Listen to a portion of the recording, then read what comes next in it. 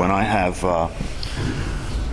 spoken in the past, this business of an unexamined life is not worth living. You know, this is a phrase that Socrates said that's become very popular. And to just take a minute to kind of understand that, you know, what do we mean by an unexamined life is not worth living, right? Well, what we mean by an unexamined life is not worth living, one way of talking about that is to say that most people's lives are unexamined lives. And if an unexamined life is not worth living, the reason it's not worth living is because it is an unconscious life. It's a life that's mechanical. It's a life that a person is living without being aware of that life, right? It's a life that a person is living without being aware of that life. So when you examine your life, what does it mean to examine your life, right? What is life? What is your life? You see, if you begin to just look at that question, it already starts to take you somewhere. It starts to become an examination. You know, what is your life? That's a good question, yes? What is your life? And I suggest to you that what your life is the experience that you're having of yourself and your life moment to moment. That's your life, right? It's happening moment to moment. And what is that? The experience you're having moment to moment is thoughts, right? Moment to moment thoughts, feelings, physical sensations. That's pretty much what's going on moment to moment, right? And the question is, if that's your life, what's that life like? What is happening in that life from moment to moment? Is it not the case, for example, that as Sam Harris says, and as many other people say, as neuroscientists are saying, that if you pay attention to that life that you're examining, what you can discover is that about half the time you're lost in thought. That means about half your life you're lost in thought. And if you're lost in thought, what that means is that you're lost in the thinking that's going on in your mind. And one of the things we know about that thinking that's going on in your mind is that it's about you. When you're lost in thought, the subject is me. I'm thinking about me. I'm thinking about my past, my future, what I want, what I need, what I don't want, what I don't need. That preoccupies my attention, right? And from a psychological standpoint, that's what we would call neurosis. That you're neurotic, right? From a psychological standpoint, that's a disorder. But that disorder of being neurotic is so pervasive in humanity that it would otherwise be considered what's called normal, right? Because everybody's crazy. So if everybody's crazy, nobody's crazy, right? And that's where we are, right? So if you examine your life and you examine what's actually going on moment to moment, what's that mean? It means to become mindful. It means to become aware of what you weren't aware of. And not aware of it with a judgment, but just aware of it because you want to see it. You want to see what's actually going on. Why? Because if you see what's actually going on, it might help you to understand why your life is showing up the way it is. It might help you to understand why people are depressed, why people are anxious, why people's relationships don't work. Why life as a general experience that you wake up to in the morning is a negative experience, right? For so much of us, for so much of the time, we wake up into our own lives with dread. Is this not worth seeing? That we wake up into our lives much of the time with dread in the morning. Oh shit, another day. We wake up looking forward to the end of the day. We look forward to the end of the week. We look forward to the end of the month, right? Because what's happening right now is not satisfying. What's happening right now is not comfortable. And so I have to look forward or look backward to escape. This is what's going on. If you examine your life, these are the kinds of things that you begin to recognize. And if you recognize these things, you're recognizing these things because you're paying attention without judgment, which is mindful. You're paying attention without judgment. Why? Because you just want to see what's going on. And if you continue to pay attention, you can begin to see more and more of what's happening in terms of what it's like to be lost in thought.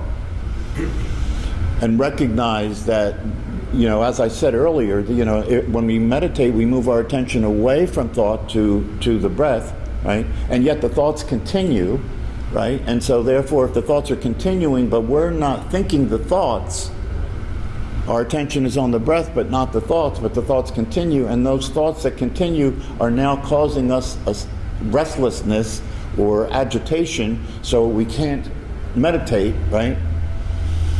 This is an important thing to recognize because it begins to open up the possibility that maybe these thoughts that you normally consider yourself to be thoughts that you're thinking are not you thinking.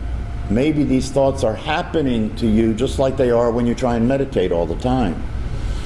And if you think they're your thoughts, it just makes it worse because then you consider yourself to be responsible for how crazy you are. Which makes it worse. And then you have to hide how crazy you are from everybody else, right?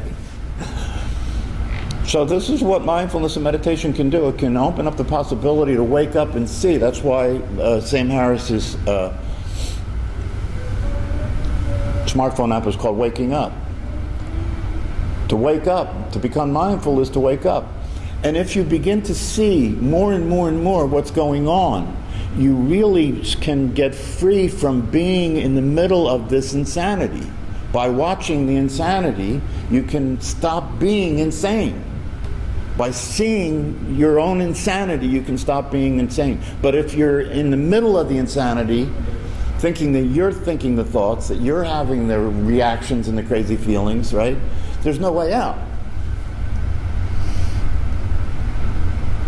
So one way to think about this, as you continue to look at what the possibility is to be mindful, one way to think about this is consider this. Consider an actor who's acting in a play or a movie, right? So they're taking on a role that they're playing, right? They studied the character and they're playing the role, right?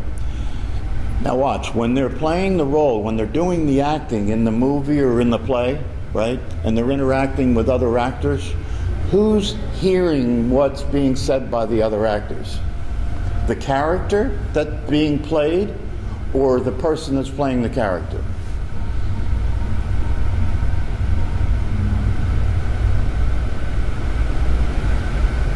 Tricky, right? Who's hearing the other people in the play? The person who's playing the character or the actor? The actor who's playing the character or the character that the actor's playing? This is like a Zen koan, right? It's like a riddle that's. But it's an interesting thing to consider, right? Because if you consider it, what you will end up coming to recognize is that obviously, if I'm an actor playing a character in a play, and I'm interacting with other people in the play or the movie, right? Obviously, me, the aware person is hearing what other people are saying, yes? The person I'm playing, the character that I'm playing, can't be hearing what other people are saying because it's not real, right? Has to be the real me that's actually hearing what they're saying, right? But if I'm a good actor, I have to see if I can forget that and pretend that the character that I'm playing is hearing what they're saying so I can be in character, right? Now watch, this is how you and I are. Because the awareness that hears my voice is the true you, yes? The awareness that hears my voice is the true you, right?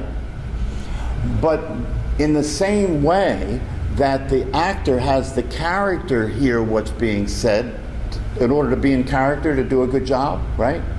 You're not trying to be in character. The character has possessed you. See? You're not trying to be in character. The character has possessed you, and it is hearing what I'm saying, rather than what is actually hearing me.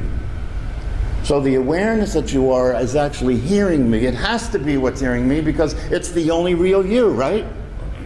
But the character that you have considered yourself to be has possessed that. Like the actor's character is hearing what's being said. Do you follow what I'm saying? And so the character that you are then hears what I say and reacts as the character. And the truth of who you are that's really what's hearing what I'm saying gets shut out. You follow this?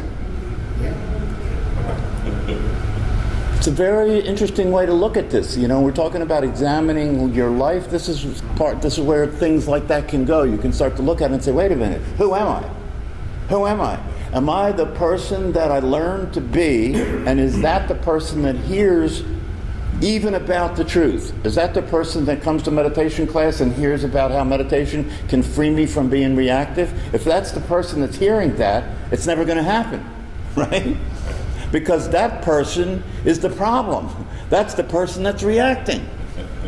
So if that's the person hearing me, that person will then say, oh yes, I do. I want to be free. You know, I want to meditate. I want to be less reactive, right?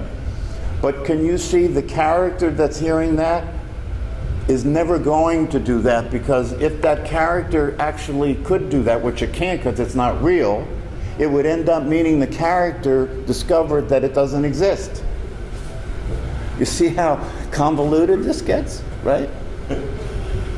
See, we don't see these details because if you're lost in thought, right? If you're lost in thought, as Sam Harris says, if you're lost in thought, you don't know you're thinking. If you're lost in thought, you don't know you're thinking.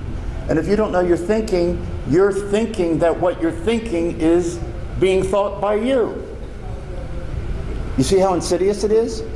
If you don't know you're thinking that that the thoughts that are occurring in your mind are being thought by you. And then you're truly lost because you're identified with your own insanity. Because a lot of the thoughts that are occurring in your mind, especially when you're lost in thought, which is about half the time, are about a you that doesn't exist. Really, I mean, if you start to get into this, it's like, wow. I'm preoccupied with half of the time of my life thinking about a me that is a character that got put together that I learned to be that doesn't really exist. See, if you see that consistently, you might be able to wake up. You might be able to do what the actor does in the play or the movie, which is to drop the character when he's done doing the acting, right? And then he's free to be himself again. That's one of the things about acting that you have to be careful about. If you get too into the role, you know, you could start to experience the symptoms of the person that you're playing, right? But you see, there again, there's the analogy again, right? If you get too into the role that you're playing in your life as a character you think you are, you'll experience the symptoms of that character. The physical diseases that character is likely to have, the mental illness that character is likely to have, the anxiety that character is likely to have, the depression that character is likely to have, the poor relationships that character is likely to have. But you see, here's the possibility. The possibility is if through meditation, if through spending time out of your mind, which is what you're doing, if through spending time out of your mind, free from thinking of yourself as the thinker, that you can actually establish yourself as other than who you thought you were, can you see the freedom? Because now you could play, see, here's one of the freedoms. Because if you discover your true nature as awareness itself, and you're free from being limited by being the character that you learn that you are, you could be anyway, right? Now you could be anyway. So now you could be in your life in such a way that you are aware and present and seeing things as they actually are, and then are able to respond to it in whatever way is necessary in order to have it work. Whereas if you're stuck being your character, you can only be the way your character is, right? So if you're a person who suffered mental or psychological or physical abuse as a child, right? And the character that you are is a character that has been damaged a character that has had traumatic experiences, and that has affected the way you are as a person and a character in a way that's not good in terms of the way that you're going to be in your life, then you're stuck there. You're stuck there. I worked as a psychologist in the prison system for 30 years, and I had the opportunity to evaluate and examine sociopaths, right? Antisocial people and sociopaths, people who are supposed to be so disturbed emotionally and ethically, they have no remorse about anything, right? Politicians are good sociopaths. But I had the opportunity to study sociopaths, and the thing that was interesting is that in every single case, without fail, when I went back and examined their history, they were all severely abused children. All severely abused children. So what happened was, because when they were severely abused as a child, the psyche of the severely abused child shut down, right, to protect the child from the trauma, right? And when it shut down, what's it shutting down? Emotions, right? So this innocent child was subjected to severe trauma as a child through molestation and physical abuse and so forth, and the psyche of that child shut the emotional experience down to protect the child, right? And then it got shut down, and now the person has no feelings, and they end up being a sociopath. That is somebody, because they have no feelings, have no remorse, and because they're damaged, and because they have such a twisted view of life, they become dangerous. But can you see, one of the things that I saw by saying this is that we're really looking at somebody who was actually innocent. But because what happened to them determined who they were, and they had no way to get out of it, they became dangerous criminals and ended up either executed or put in prison for life.